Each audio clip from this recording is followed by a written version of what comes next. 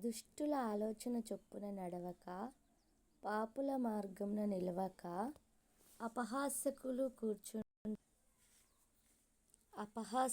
కూర్చుండు చోటున కూర్చుండక, యెహోవా ధర్మశాస్త్రమునందు ఆనందించుచు దీవారాత్రము దానిని ధ్యానించువాడు ధన్యుడు. అతడు నీటి కాలవల ఓరను నాటబడినదై ఆకు వాడక తన కాలమందు ఫలమిచ్చు చెట్టువలె నుండును. అతడు చేయునదంతయు సఫలమగును. దుష్టులు అలాగు నుండక గాలి చెదరగొట్టు పొట్టువలె నుందురు. కాబట్టి న్యాయ విమర్శలో దుష్టులును, నీతిమంతుల సభలో పాపులును నిలువరు. నీతిమంతుల మార్గము యెహోవాకు తెలియును, దుష్టుల మార్గము నాశనమునకు నడుపును. హల్లెలూయా.